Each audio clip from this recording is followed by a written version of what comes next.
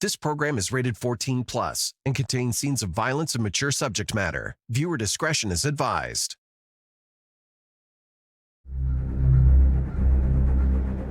He followed her outside the cab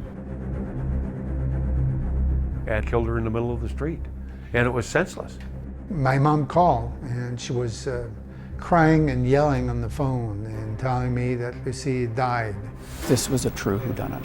The race was on to try to find a match or try to compare DNA samples. How your knife could have got into the body of the victim. It's a pretty graphic question there. We go back and we review all of the files again to see if we've missed something in that investigation. There's no way I could sit with that and not do anything about it. Welcome to Crime Beat. I'm Anthony Robart. Tonight, we take you back to 1990. A horrific robbery gone bad created a murder mystery. Now, it was a real whodunit with no clear suspects for police to focus on. The case went cold until investigators were able to use new technology to zero in on the killer. Here now is Nancy Hixt with Murder in the Mountains. The breathtaking beauty of Banff, in the heart of the Rocky Mountains, surrounded by glacier-fed lakes and streams, attracts millions of visitors from all over the world every year. Tourism is Banff's economic lifeline, and seasonal workers thrive on the jobs it creates. In the spring of 1990, Lucy Turmel, a young woman from Quebec, was working as a taxi driver. Midway through her shift, early in the morning on May 17, 1990, she pulled up to the condo she shared with her boyfriend. She stopped and discussed her day's activities. And at that time, she had mentioned to him that it was a very slow night, and I think she had made about $130. So that's basically what she was traveling with. And I guess give him a kiss goodnight, and she had, to work till about 3 o'clock in the morning, and then she would see them the next morning. Their conversation was interrupted by her dispatcher. She had fares waiting for pickup at the Banff Springs Hotel. It was a male and 2 females who got into her cab. Lucy Turmel left the Banff Springs Hotel at about 1:40 a.m. Minutes later, her radio went silent. At about 2 o'clock in the morning, Larry from Taxi, he's the other driver at the time in Banff, Alberta, was trying to get a hold of Lucy Turmel. There was 2 cabs on that night. It was a fairly quiet night. And he was radioing her and couldn't get any response. Lucy's coworker drove to the residential address she'd radioed in as her destination, but she wasn't there.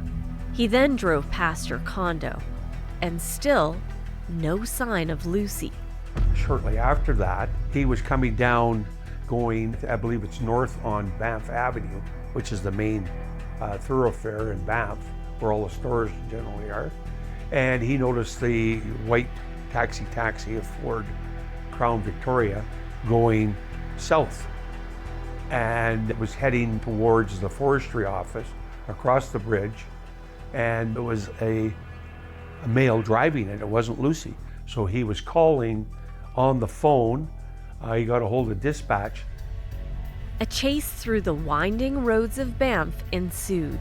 He followed this cabbie, Berta Huey, on Banff Avenue, and followed the cab up Mountain Avenue. And at that time, obviously the driver of the vehicle, the individual that was probably responsible for the crime, pulled the vehicle over to the left shoulder, and then threw it into park, and then off he ran into the bush, heading in kind of a direction that was towards the Banff Springs Hotel. Of course, that's a very heavily bushed and treed area. The driver lost track of the stranger, but a closer look at the cab revealed something very bad had occurred. There was blood on the door of the car, on the turn signal, and the steering wheel. At that same time, across town, police made a disturbing discovery. One of the officers in Banff came across the body laying on Squirrel Street. Of course, the call comes in to us at Major Crimes, and very early on in the morning, a number of us strike out to Banff, Alberta.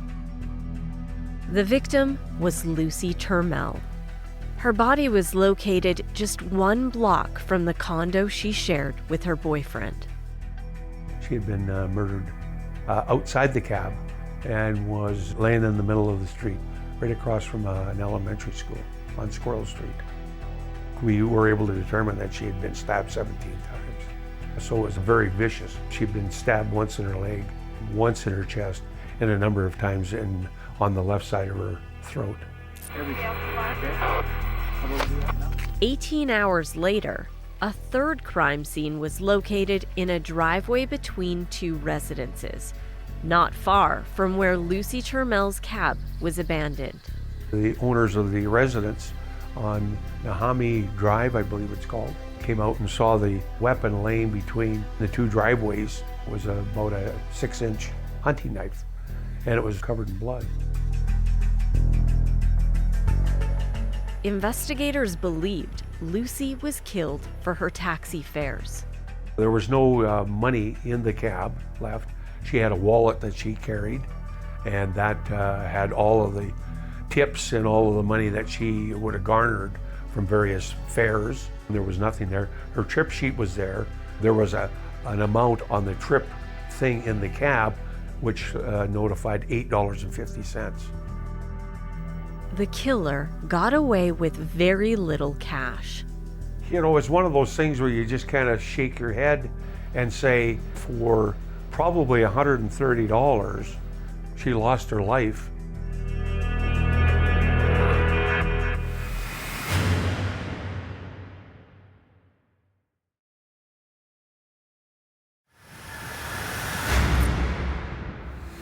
Welcome back to Crime Beat.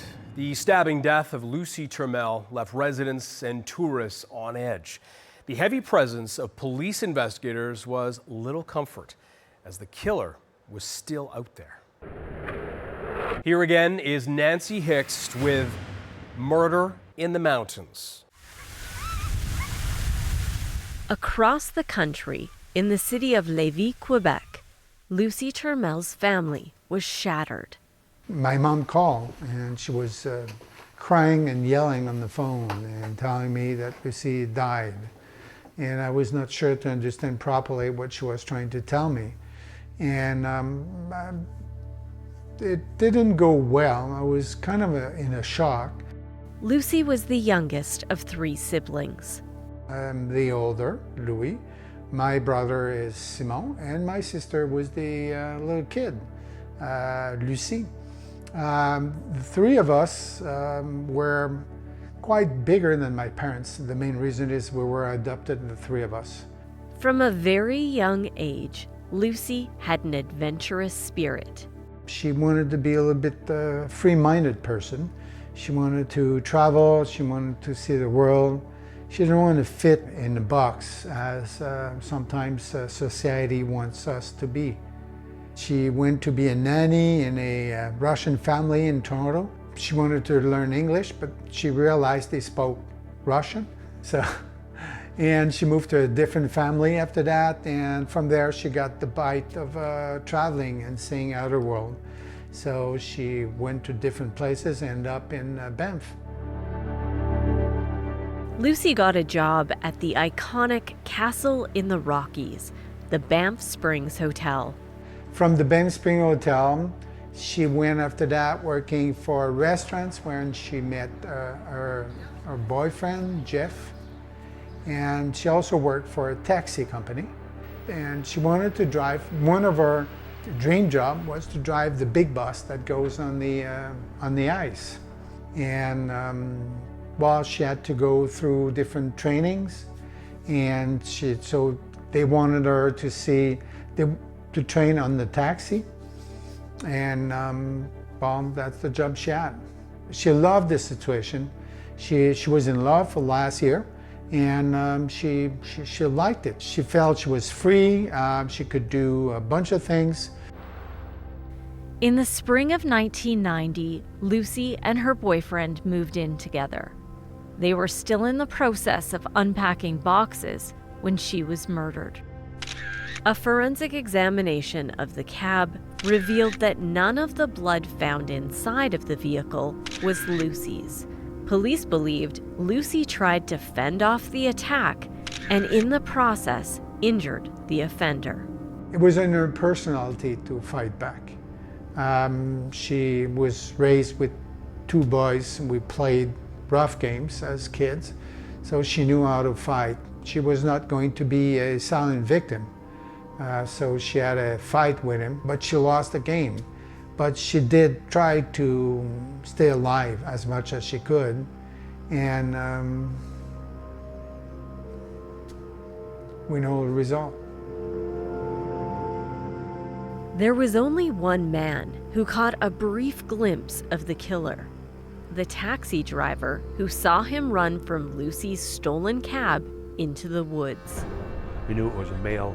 Probably, when Larry said it was under 25, we were looking at probably under 35 and down, with a skinny build and dark hair. So Officers retraced Lucy's route. all the neighborhood inquiries there was only houses on the one side of the street, on Squirrel Street. The elementary school was on the other. So we only had those limited amount of houses, but nobody heard any screaming or anything. So, and this is at probably 1:45 or 2 o'clock in the morning. So you would think if she was yelling and screaming and running for her life, that somebody would have heard, but no, nobody heard a thing. So They went to the Banff Springs Hotel, where she had picked up her final fares. and interview all of the manager and all of the staff there, and do they recall anybody else there? So those names are all generated and a file made up on them. We then go down to Cougar Street and talk to all the residents there, trying to determine who the one male and the two females were, which may lead us to how this guy got into the cab or whatever the case might be. And that wasn't very successful. One man who worked at the Banff Springs Hotel and lived in staff accommodations said his roommate had a knife. There was two other kids that stayed in that same room at the attic, Banff Annex. And they said, well, here's this knife. There's no knife, but here's the sheath. But this guy isn't even here because he had already left to catch a plane back because he's going to a family reunion. So he wasn't even in Banff. You just branch out and other names surface.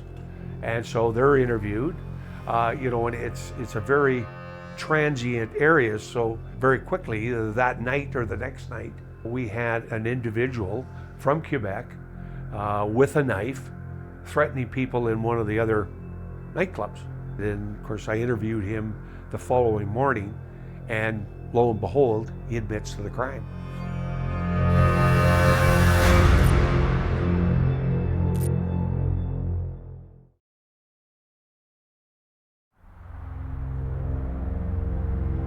Days into the homicide investigation, there was a break in the case. Lo and behold, he admits to the crime. Guy said, well, I think I killed her. And so I said, okay, well, what do you recall? And where is the knife that you had?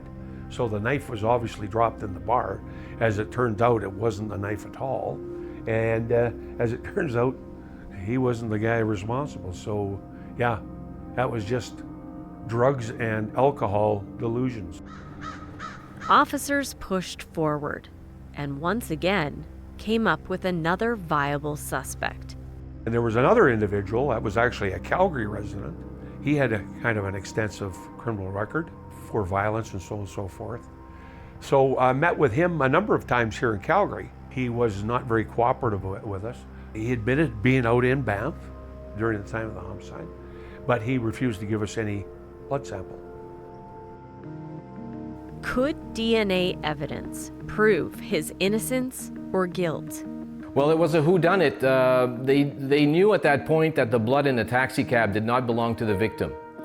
So the area in which the blood was found was on the steering wheel, on the seat, on the side panel of the door, I think on the rocker panel as well. Based on the conversations I had with them, I told them what type of samples would work best. A pulled hair sample, a mouth swab, a blood sample. So the police had to use their investigative techniques as best they could without alerting the suspect that they were trying to seize a DNA sample from him in order to be comparing the profile to the blood in the taxi cab. Then we did an undercover operation on him to get a DNA sample from him. Samples were sent to the RCMP Forensic Lab in Ottawa. Back in 1990, it took between 10 and 14 days for initial results of the DNA comparisons. A lot of young guys out there cooperated with us because they weren't responsible. So they were helping us out. They gave us DNA samples. This individual refused to. So now you have to stop the wagon and say, okay, well, let's get this guy either eliminated or else he's our prime suspect. It turned out that the suspect's lack of cooperation didn't equate to guilt. DNA cleared him. And then subsequently I went back and saw this guy here in Calgary and said, "You're not the guy." He says, "Oh, thanks very much." I said, "You could have helped us big time if you would have done it right off the bat," but anyway, so. The investigation extended beyond Banff, given the tens of thousands of people who visit daily from all over the world. We also sent out letters to everybody that actually stayed in Banff during that period of time. So I think we took a couple of days prior to the homicide and then went to 3 or 4 days after the homicide. And we sent out letters to everybody that were from overseas and US that were in Banff during that period of time. Sent them letters. Did they see anything? Did they know anything about this? So that was the kind of like the start of the canvas. So then the other thing is to generate more tips, is to put out these posters of what Lucy Trammell looked like, the knife that we found. And this went out to gondolas, to every place that would put this thing up, and all the businesses were very cooperative for us. Just to get that extra, somebody to tell us, come forward and say, listen, this guy had a knife very similar to that, and this is his name. The knife was also examined. The blood on the weapon was Lucy's. No fingerprints were recovered. And we had that analyzed right down to the nth degree. We sent it to a knife expert in the US to try to determine who would have manufactured this knife.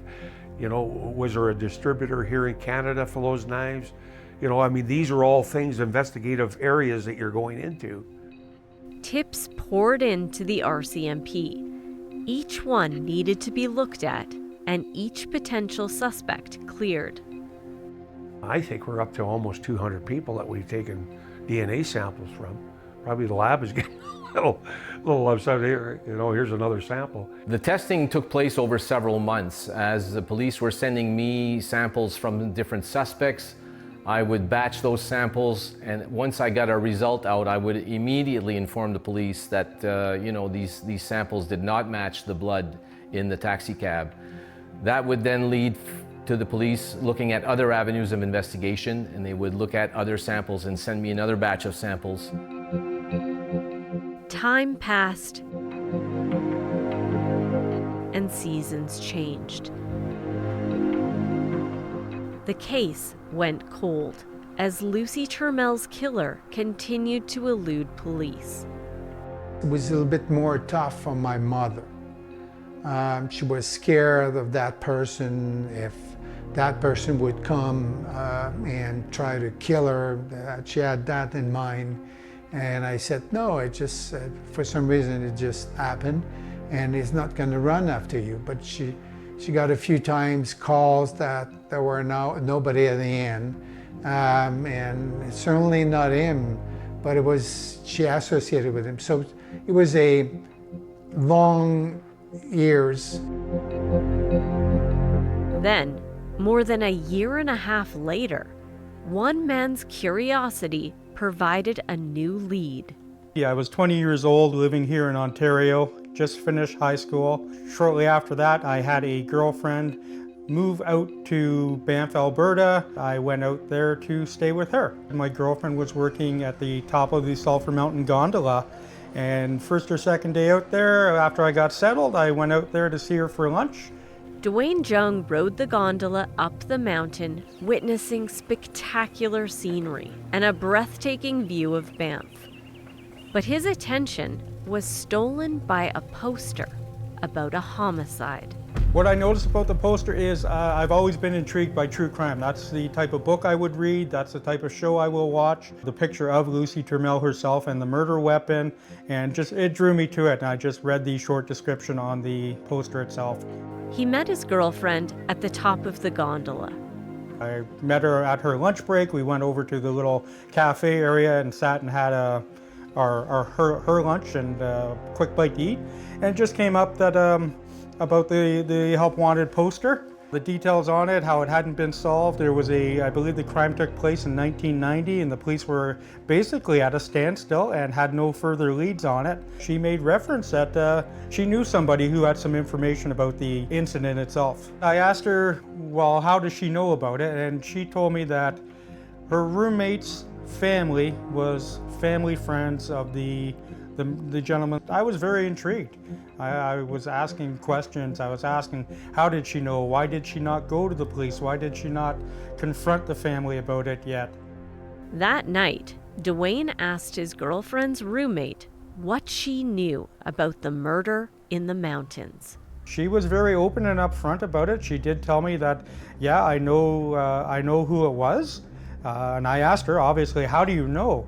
And if you look at the wanted poster at the time, it had a very distinct knife. That was the murder weapon used to kill Mr. Mel. And she said, well, I know where that knife came from. It was very distinct. It was a present to the murderer from his parents on a recent trip that the families took to Mexico. And the knife was a very Mexican, very detailed, very artistic type of knife. I'm very drawn at this point. And I asked her, I said, are you sure? And of course she said, yeah. She said, that is definitely the knife that was given to Ryan. And I said, well, how come nobody said anything? The police are at a standstill, and this poor young lady lost her life. And her answer to me that, and it didn't sit very well, was that, well, it's family, and I can't bring it up because it's family. And she was very comfortable that I did bring forward to the police. I think she was very happy that somebody did. She couldn't do it herself, but I think she did feel there was no hesitation when I did tell her I was going to go to the police and talk to them about it. I got his full name, obviously Ryan Love, and she had no hesitation, as I said, with giving his name. Dwayne Jung contacted the Banff RCMP. Obviously, they asked how I came up with that name, where I got it from, the background story, and I shared with him exactly what I've just told you, that traveling here from Ontario, saw the poster, asked my girlfriend knew the friend, and the friend provided the name of Ryan Love. He did ask how certain I was, how certain she was. She was very certain that that was the knife that belonged to Ryan.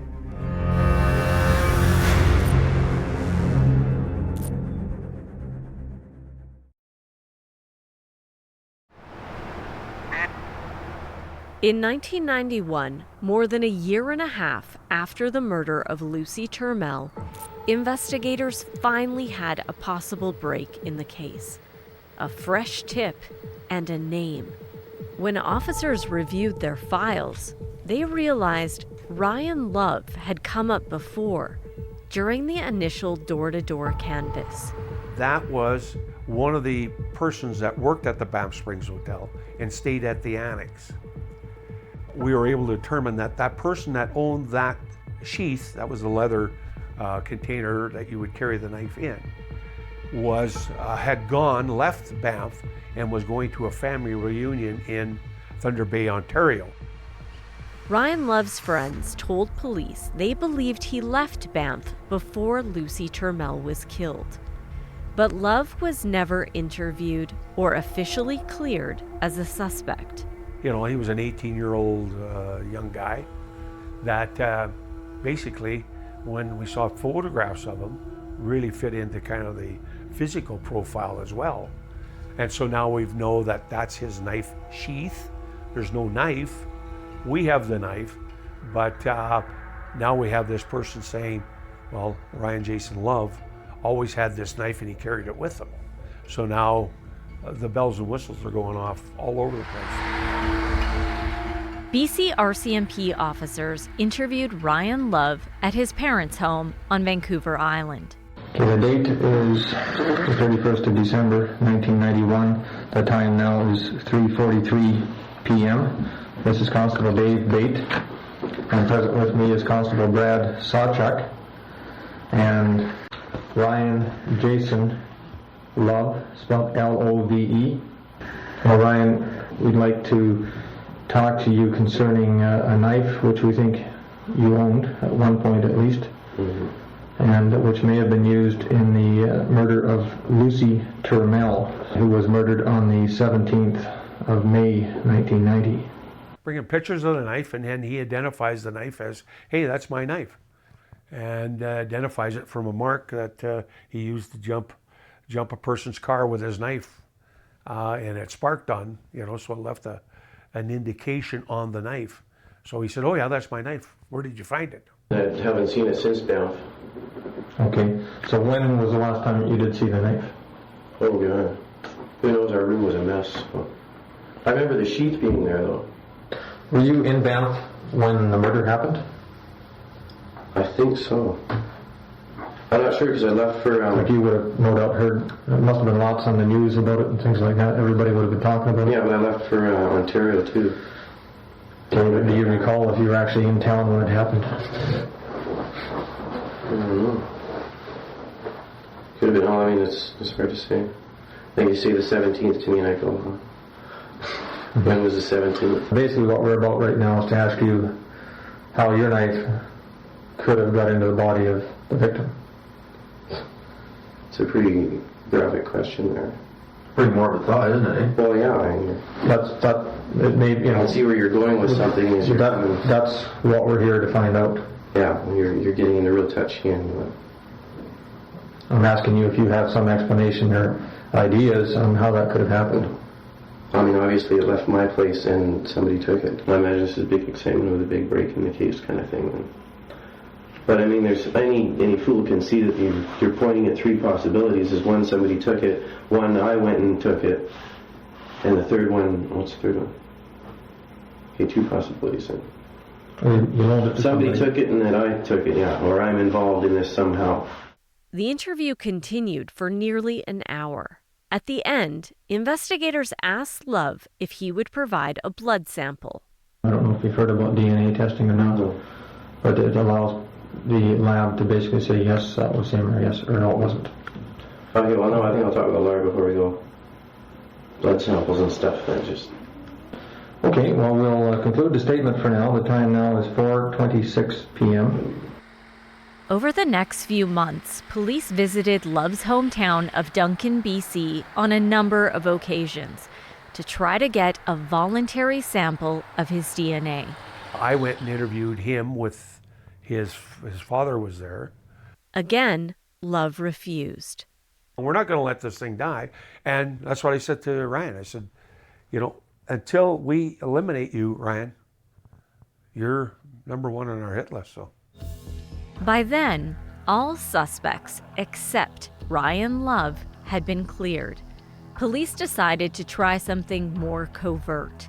Ryan Love became the target of an undercover operation on Vancouver Island. They ended up meeting up with him, then and some of his buddies, and then they went out to later on to this place called the Stone Church. They were discussing cowlicks. And unbeknownst to me, but to get rid of a cowlick, you just pull it out. And so one of the operators reached across and said, well, that's how you get rid of it. And he pulled out, got 4 or 5 hair strands. And of course, that's with the roots, so that's exceptionally good evidence. But you see, Ryan, because we always ask for a blood sample from him. So he was under the auspices that if I never give them a blood sample, they'll never figure out that I'm the bad guy. And little did he know. The sample was sent to the RCMP Forensic Lab in Ottawa. Would Ryan Love be eliminated, or was he Lucy Turmel's killer? I had a record of the profile from the DNA from the blood sample from the taxi cab, and then I proceeded to compare it to the DNA profile that they had obtained from this suspect, the hair sample that they obtained from the suspect. And right away, I looked at it and I said, we've got a hit. We've got a match. Forensic scientists found not only was Love a match, they uncovered another rare genetic characteristic. Typically, when you're looking at a DNA profile, you're looking at two bands of DNA, two fragments of DNA. You inherit half your DNA from your mom and half from your dad. So typically, you're looking at these two areas of interest for DNA, for each profile, for each person. In one specific test, the individual had 3 profiles. I had a 3-banded pattern for one test that matched the suspect, and his known sample had the same 3-banded pattern.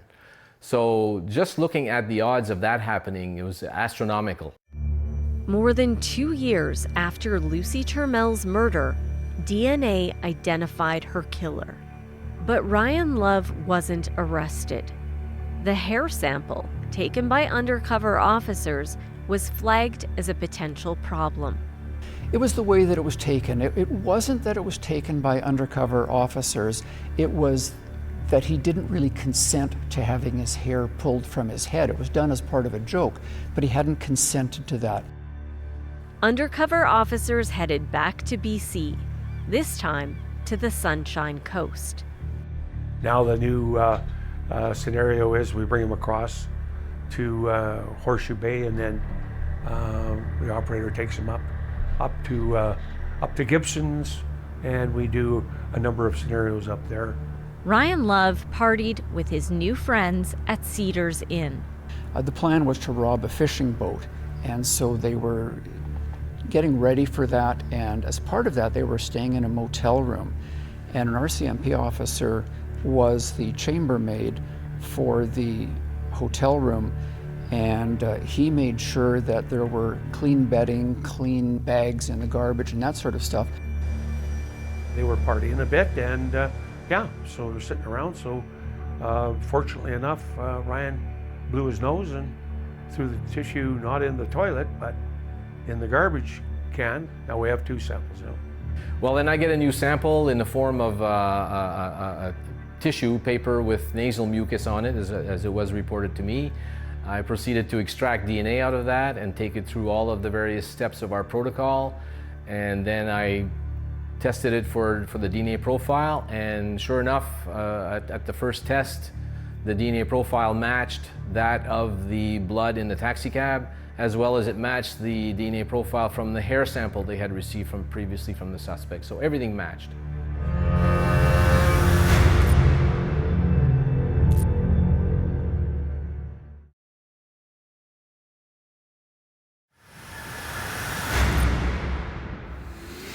Welcome back.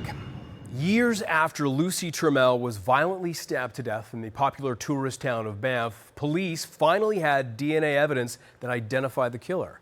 But in the early 1990s, DNA was a relatively new science. Would it be enough to convict Ryan Love of murder? Here now is Nancy Hicks with the conclusion of Murder in the Mountains. When Lucy Turmel was killed in the spring of 1990, it was the first homicide Banff had seen in 20 years.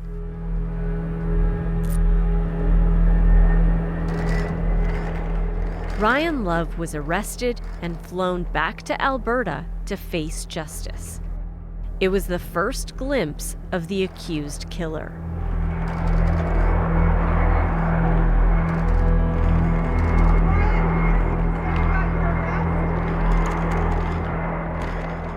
Interpol, Calgary Police Service, most every major police department across the country has in one way or another offered us assistance. Now officially charged with second-degree murder, Ryan Love was again interviewed by police. But even after being shown the evidence against him, Love didn't offer a confession. You know, he's an interesting kid. being, because he was about, I think, just late 19, maybe early 20s. And so he thought that everything was a big joke. And that's the kind of the impression I got sitting in the interview room when I told him that, we had these samples and so on and so forth. And that the people that he's been hanging around with were undercover police officers. I think he just thought that this is a big joke, that I haven't given you a blood sample, so you're not going to be able to do anything. In 1994, 4 years after Lucy Turmel was killed, her parents traveled to Alberta to attend the trial. I feel I just want to cry. It was a lengthy trial in front of Court of Queen's Bench Justice. What we could put before the court was that Ryan Love worked at the Banff Springs Hotel, and he lived in staff accommodation at the Banff Springs Hotel, and he lived there at the time of Lucy's murder. We could establish that the next day he left Banff, went to Calgary, caught a flight to Thunder Bay, Ontario for a pre-existing family reunion. And we could establish that he had some injuries to his hand afterwards, and a doctor confirmed that he'd suffered an injury to his hand. One of the injuries was perhaps not related to the murder.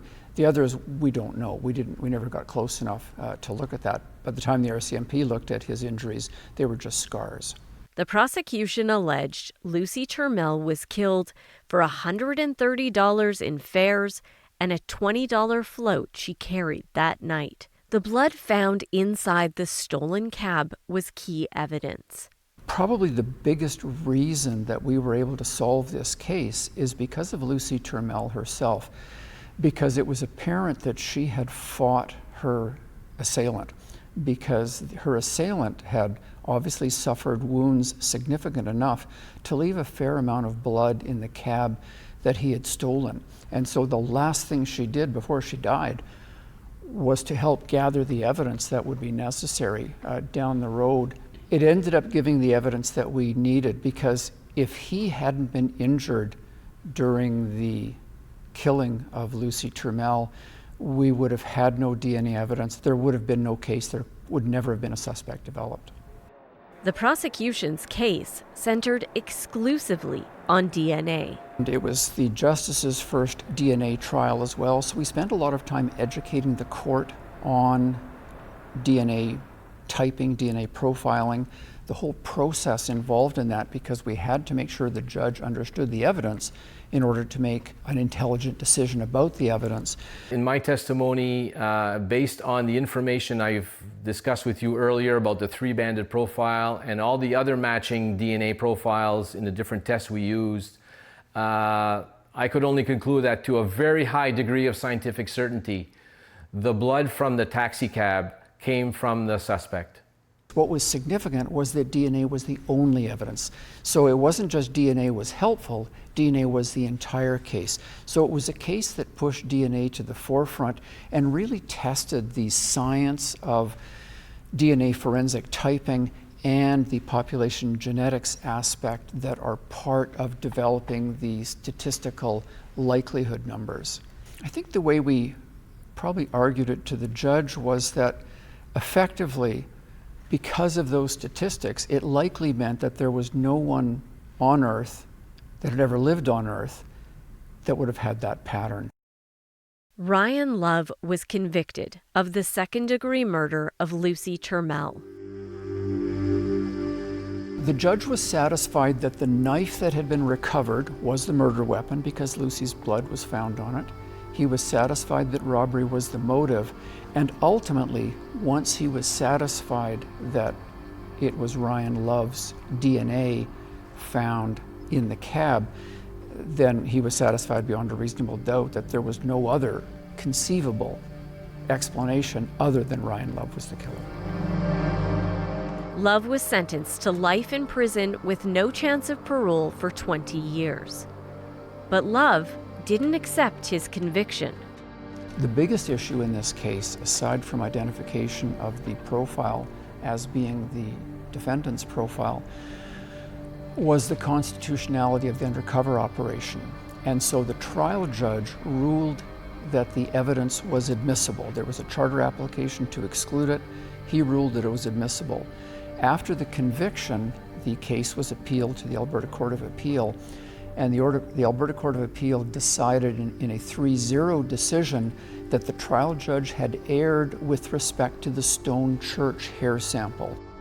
At the Stone Church, officers plucked several hairs from Love's head to get a DNA sample, under the guise of fixing a cowlick. But officers later went to Cedars Inn, where they obtained a cast-off sample from Love after he threw away a used tissue. The Court of Appeal ruled that because of the way in which that hair sample was obtained, that was constitutionally impermissible, and so they excluded that evidence, but they were fine with the tissue sample, and we only needed one of them. So the tissue sample was more than enough to justify the conviction. Ryan Love's conviction was upheld. Dwayne Jung followed the case and takes some comfort in knowing he helped bring a killer to justice. In the end, a young lady lost her life, and I had information through my girlfriend's friend from wherever, but I had information that could help, and it did help. And the reward or not, there's no way I could sit with that and not do anything about it. It wasn't about the money at all. I did my good deed. I helped take a murderer off the street. But Jung's tip was rewarded. I believe it was $10,000. $5,000 was put up by Banff Taxis, the company that Mr. Mel worked for. The other half was put up by the town of Banff itself. And it was Constable Patterson that when he told me they got a conviction, he did stay in contact. He informed me that the reward would be paid out. By that time, I was back here in Ontario. We had moved back, and I did get checks in the mail. While serving his prison sentence, Ryan Love admitted he robbed and killed Lucy Turmel. He was first released on parole in 2011, 19 years after his arrest for murder. Since then, Love's release has been suspended and revoked. The sad thing is he had a chance to, by the prison systems, to be a better person, and he ended up to be a stupid jackass. So it was already in his blood, I think, to take bad decisions, and his history by time showed that. According to the Parole Board of Canada, Love presents a low to moderate risk for violent reoffending and has successfully completed recommended programming with good reports of progress. In the spring of 2024, he was again granted day parole. Lucy's murder had a devastating impact on her family. My father died 2 years ago, and my mother is 94 right now. It was hard for my mom. Pop was, it was hard for him, but I think he managed it a little bit with less impact on him. But it was hard on my mom, and she had issues going to bed. She was scared about different things. She got over it by times, and she moved on, but it had more impact on her.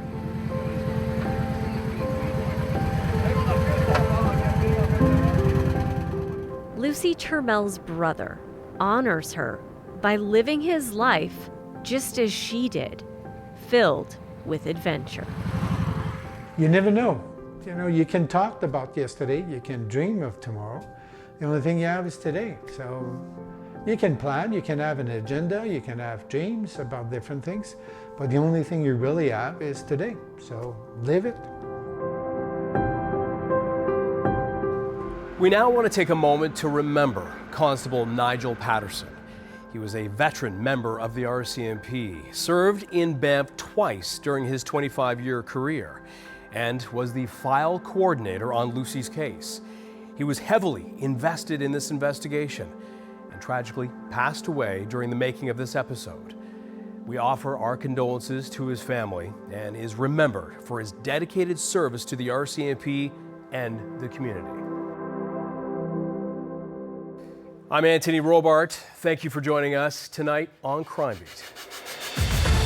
Want more episodes of Crime Beat? Listen to the Crime Beat podcast now for free on Apple Podcasts, Spotify, or wherever you find your favorite podcast.